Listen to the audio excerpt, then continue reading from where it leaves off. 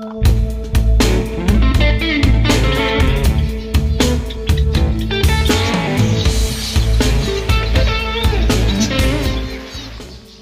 Viewers, সবাই কেমন আছেন? আশা করছি ভালো আছেন। আমি প্রবাস বার্ড ব্রিডিং অ্যাক্টিভিটি চ্যানেলের পক্ষ থেকে সমস্ত বার্ড লাভারকে জানাই নমস্কার। ভিউয়ার্স, এই বৃষ্টির দিনে আশা করছি আপনাদের পাখিগুলো খুব ভালো আছে, সুস্থ আছে এবং এই বর্ষাকালে একটু স্পেশাল কেয়ার নিন পাখিদের প্রতি, কারণ এই সময় কিন্তু ঠান্ডা লেগে যাওয়া এরকম সমস্যা হতেই পারে। আর আজকে ভিডিওতে আমি শেয়ার করব যে জেব্রা ফিঞ্চের দাম কমে যাওয়ায় কিন্তু অনেকে কিন্তু জেব্রা ফিঞ্চের প্রতি যত্নটা অনেকটা কমিয়ে দিয়েছে। একটা কথা মাথায় রাখবেন, আমরা সবাই জানি যে জেব্রা ফিঞ্চটা আগামী দিনে যখন দামটা ভালো ছিল, সেই জেব্রা ফিঞ্চই কিন্তু আমাদেরকে ইনকামের অনেকটা মাইলেজ দিয়েছে। তো আজকে দাম কম বলে তাই কিন্তু যত্নটা কম করবেন, এটা কিন্তু হওয়াটা উচিত নয়। তো আজকে আমি ভিডিওতে শেয়ার করব যে জেব্রা ফিঞ্চের ঘরগুলো কীভাবে পরিষ্কার করছি সেটাই, এবং পরিষ্কার করার অনেক রকম পদ্ধতি আছে, অনেক রকমভাবে পরিষ্কার করে বা ওগুলোকে ক্লিন করে। তো আমি ভিডিওতে শেয়ার করব যেরকমভাবে আমি করছি সেটাই। তো ভিডিওটি যদি ভালো লাগে একটা লাইক করবেন, এবং যদি আমার চ্যানেলটি এখনও সাবস্ক্রাইব করে না থাকেন তাহলে এখনই সাবস্ক্রাইব করে অল বাটনটা ক্লিক করে দেবেন। তো চলুন ভিডিওটি শেয়ার করুন। ভিউয়ার্স, আমি চলে এসেছি আমার ফিঞ্চ পাখির সেটআপে। আর এখানে দেখতে পাচ্ছেন পুরো ঘরগুলো খুব নোংরা হয়ে গেছে। সপ্তাহে অন্তত একদিন করে এদের ঘরগুলো পরিষ্কার করা দরকার। আর নিজের ব্যস্ততার জন্যে এগুলো সময় দেওয়া হয়নি আমার। এবং আজকে পরিষ্কার করব বলতে পুরো খাবারের পাত্র, জলের পাত্র এবং এই অ্যালবেস্টার সিট পুরো পরিষ্কার করব।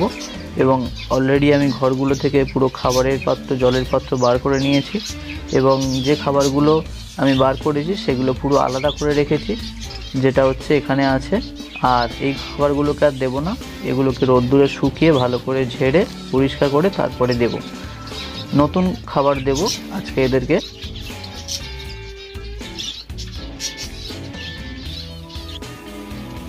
ভিউয়ার্স, এরকম একটা পাতলা কিছু জোগাড় করে নেবেন শক্ত মতো, এবং এটা দিয়ে পরিষ্কার করতে সুবিধা হবে। এরকমভাবে পরিষ্কার করবেন, এবং পরিষ্কার করার পরে যখন অ্যালবেস্টার সিটটা আমি দেব, এই দিকটা দেব না, এর উল্টো দিকটা আমি দেব, এবং এই দিকে কিন্তু আমি ডিসইনফেক্ট করে তারপরেই দেব।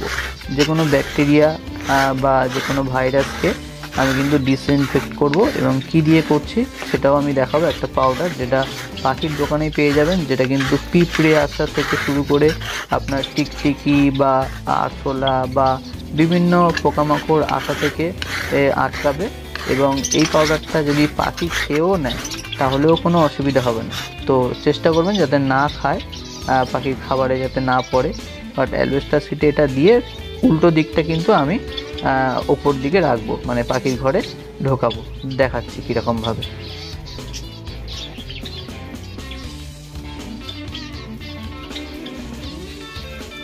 এই যে সেই পাউডারটা আমি কিনে এনেছিলাম পাখির দোকান থেকে। তো 250 গ্রাম 300 গ্রামের মতন দিয়েছিল, 40 টাকা এরকম নিয়েছিল। তো আপনারা কমন এটা পাখির দোকানে গেলেই আপনি এরকম পাউডার পেয়ে যাবেন, এবং এটা লুজ পাওয়া যায়, এবং খুব কম পরিমাণে ব্যবহার করলেই চলবে। দেখুন এরকমভাবে আমি পুরো অ্যালবেস্টারটা একদিকে দিয়ে দিলাম, এবং উল্টো দিকটা আমি পাখির ঘরে দেব।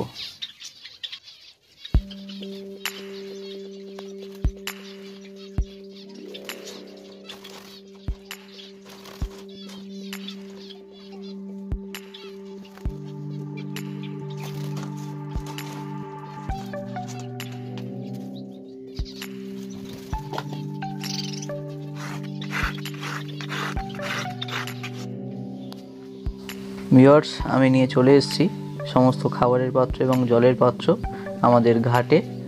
আর এগুলোকে পরিষ্কার করার জন্য আমি ব্যবহার করব সাবান।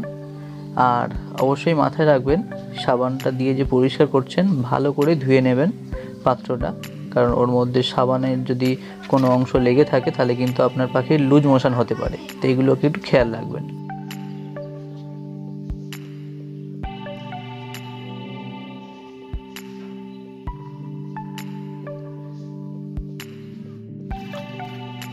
ভিউয়ার্স, এগুলো পরিষ্কার হয়ে গেছে খুব ভালো করে, দেখতে পাচ্ছেন একদম চকচক করছে, নতুনের মতন হয়ে গিয়েছে, এবং দেখতেও খুব সুন্দর লাগছে।